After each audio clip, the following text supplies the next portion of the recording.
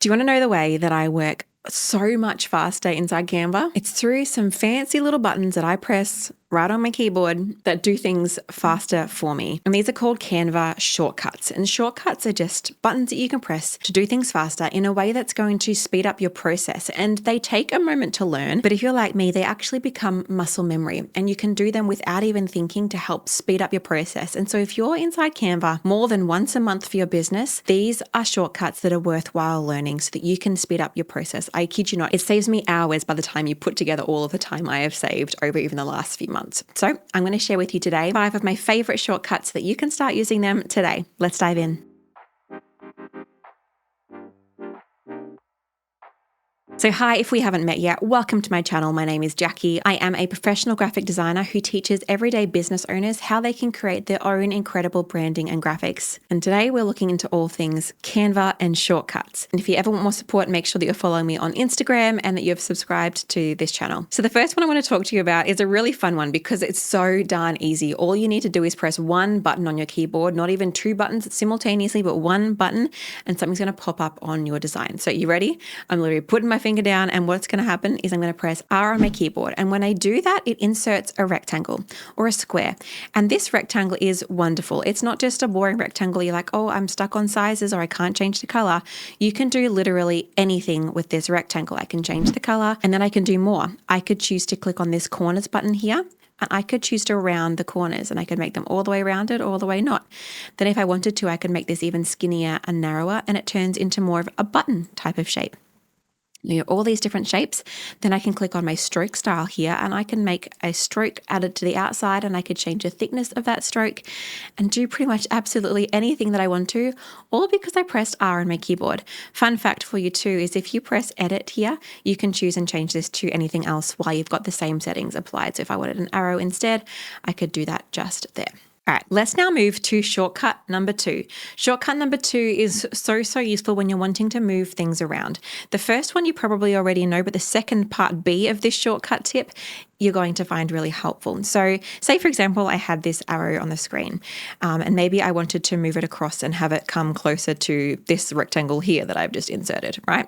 Not a great design, but we're getting the point.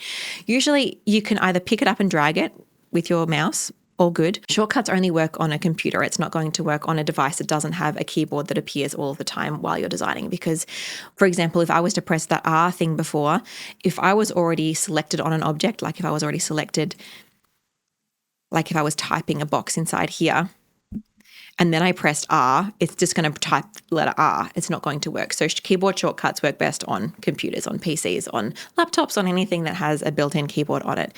Just so you know, if you're trying to use this on other devices, I wouldn't recommend. I'd recommend jumping onto a computer and using that instead if you have access to one. All right, let's now go back to my object. So if I wanted to move this and hit it right up here, then I would probably, I could just pick it up and move it. But sometimes you've got an object and you want it, and you want it to kind of just move it slowly. If you want to move something slowly in just one little pixel at a time, you can just hit the arrow button on your keyboard and it moves it slightly. Can you see this moving ever so slightly closer to where I want it to be? And I'm just pressing that arrow button, or I can press it back, or I can move it to go up, or I can move it to go down. I'm not sure if you can see really briefly what I'm doing. That's really great, and that's an easy one to use. But what if you want to move it a lot, but you still don't want to use your mouse? It's kind of like you just want to keep on using your keyboard to get just a little bit further, bit faster.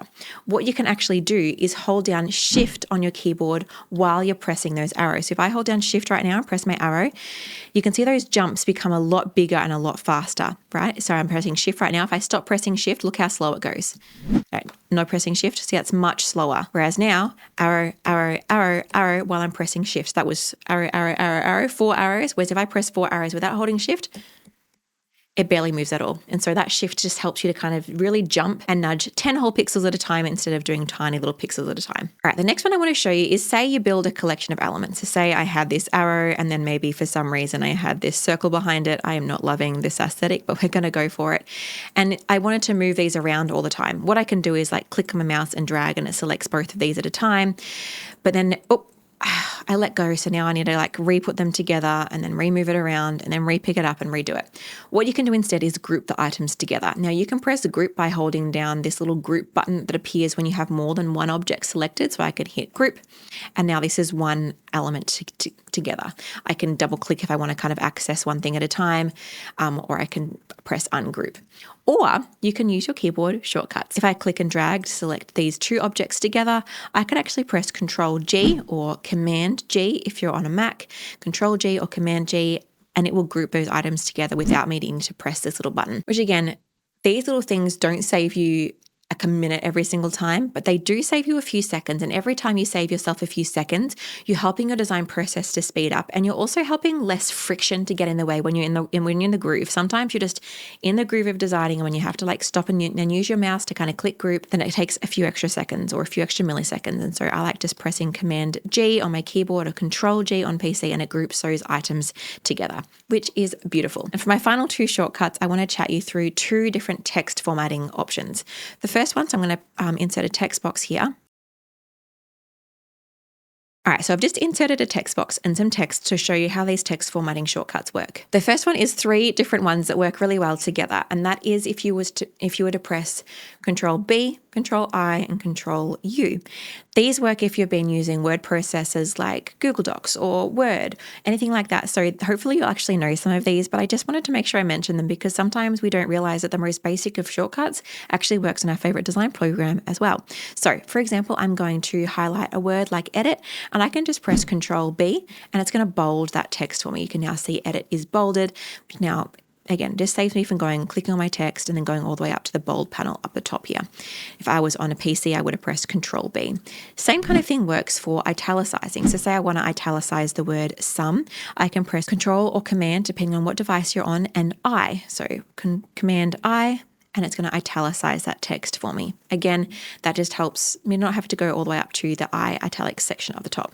And again, the last one here is if I press Ctrl+U or Command+U, it underlines the text, which again stops me from going up the top. Those things aren't going to save you hours, but they will save you time incrementally every single time you're designing. So remember those ones. And the final one I want to share with you is also related to text, and it's a really fun one. It's going to help you to resize your text without having to go up here. And so we're clicking things on our keyboard quite quickly while we're in the groove, rather than using our mouse and going up to the top section. So what I want you to press, while you've got your text box selected, I want you to press Command or Control, Shift, your up arrow to make it smaller, which doesn't make much sense to me, and your down arrow to make it larger. So I'm just hitting the down arrow on my keyboard right now while I've got Shift and Command held down on my keyboard.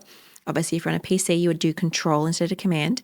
And then if I press down on my keyboard, it makes the text larger. And then vice versa, if I press up on my keyboard, every time I press up, it's making that text slightly smaller, which means that when I'm editing a heading and I just want to make it that little bit larger, I don't have to go up here and fiddle with everything. I can just press Shift Command and then make it and just quickly tweak it to be what I need to and continue on with my design. Now, those are just 5 of Canva's shortcuts. There are a ton more that I would love to teach you, and I haven't even shared my favorite ones with you today. I have some today that I literally use every single time inside Canva. And I've also got 3 more what I call sticky keys, like the ones that I can just press and something appears, to share with you as well, that I use, as well as that R one that we shared with you at the start of the video. So make sure that if you'd like to see those shortcuts, I have a whole free masterclass that's designed just for people like you, just for a business owner who is doing their own branding, doing their own graphics right inside Canva, and they want to speed up that process. They want their designs to look professional. They want to create designs that help to make their business sales. And that's what this masterclass is all about. It's called Design Tools to get you to 100K online. And I'm going to share with you even more Canva shortcuts to speed up your process. I'm going to do a live demonstration. I'm going to step you through what a brand needs to include. I'm going to share with you 3 design mistakes you're probably making as a DIYer that is costing your professionalism, and so much more. So the link is in the description. Make sure you check that out. And I would love to have you there. Nothing to lose, everything to gain. Can't wait to see you there. And in the meantime, I'll see you next week for another tutorial. And make sure you check out the video that's recommended to you next after this, because it's probably going to help you just as much as this one did. All right, I'll talk to you soon. Bye.